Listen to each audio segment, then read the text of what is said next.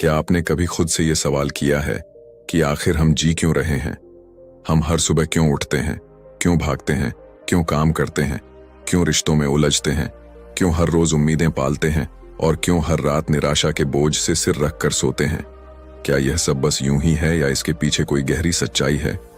क्या आपने कभी महसूस किया है कि जितना ज्यादा हम सुख को पकड़ना चाहते हैं, उतना ही ज्यादा वह हमारी उंगलियों से फिसलता चला जाता है?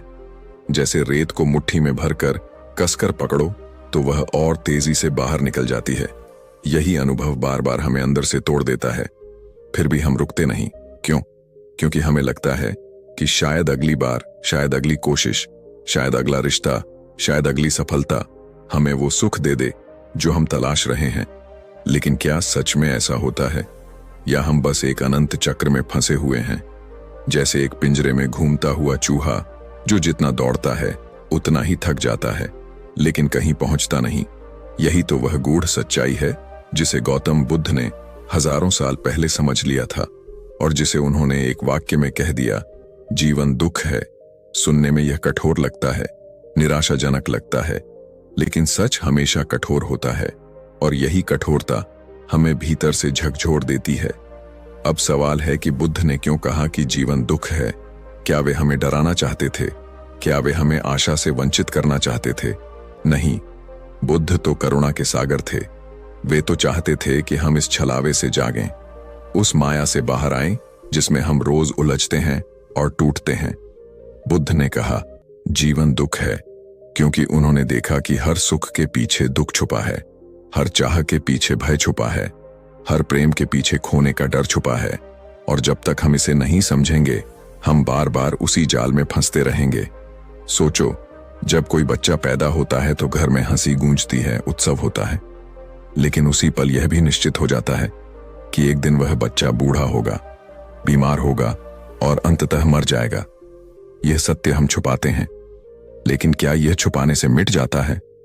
नहीं, और यही छुपा हुआ सत्य अचानक सामने आता है जब हम किसी प्रियजन को खोते हैं, जब बीमारी हमें जकड़ती है, जब हमारी मेहनत का फल हमारे हाथ से छूट जाता है, और तब हम पूछते हैं कि आखिर क्यों हमारे साथ ऐसा हुआ।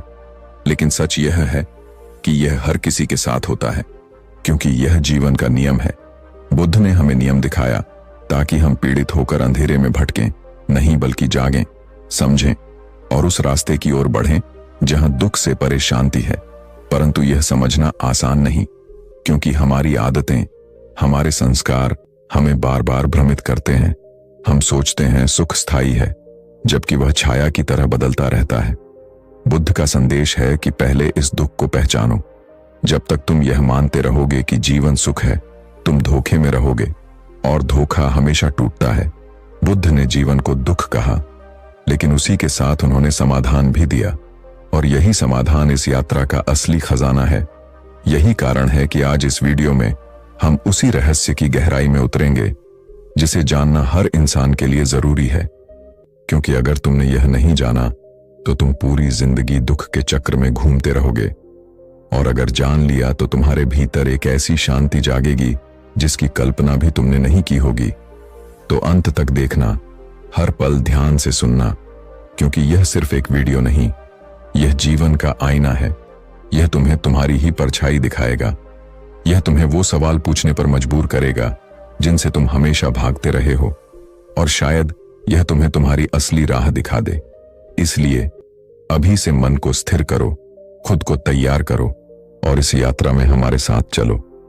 और हां, अगर तुम सच में चाहते हो कि यह सच्चाई और लोग भी जाने, अगर तुम चाहते हो कि यह ज्ञान का प्रकाश अंधेरे में भटके किसी और तक पहुंचे, तो इस channel life of Buddha wisdom को सब्सक्राइब करो, इस वीडियो को लाइक करो, अपने दोस्तों और परिवार के साथ शेयर करो और कमेंट में लिखो कि यह संदेश तुम्हारे दिल को कहां छू गया, क्योंकि तुम्हारा एक कदम किसी और की जिंदगी बदल सकता है।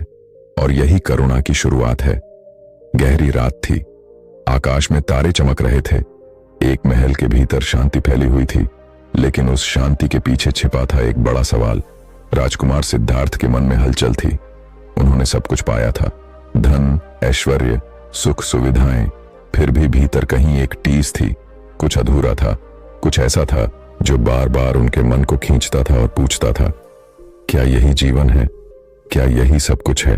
लेकिन एक दिन जब उन्होंने महल की दीवारों से बाहर कदम रखा तो उनकी आंखों के सामने सत्य का पर्दा उठा।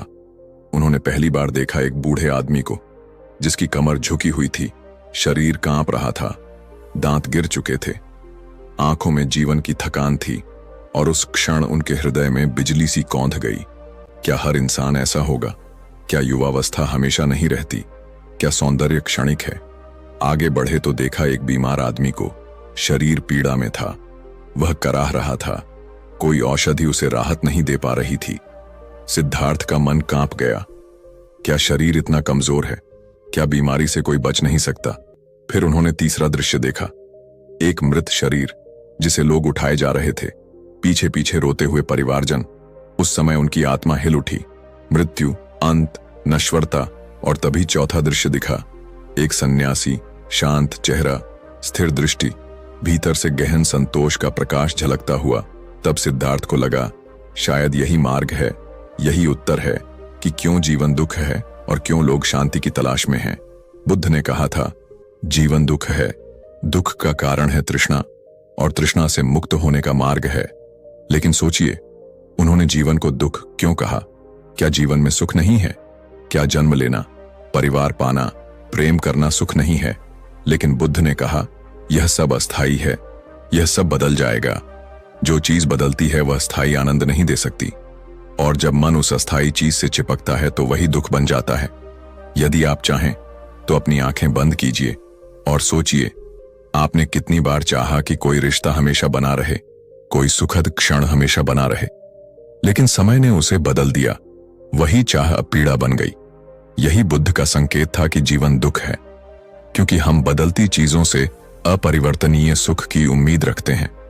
अब ठहरिए और खुद से पूछिए, क्या आपने कभी महसूस किया है कि जब कोई इच्छा पूरी होती है तो क्षणिक खुशी मिलती है, लेकिन फिर दूसरी इच्छा उठ खड़ी होती है, फिर दौड़ शुरू होती है, फिर चिंता, फिर भय कि कहीं यह सुख छिन न जाए, और इस तरह मन एक चक्र में बंध जाता है।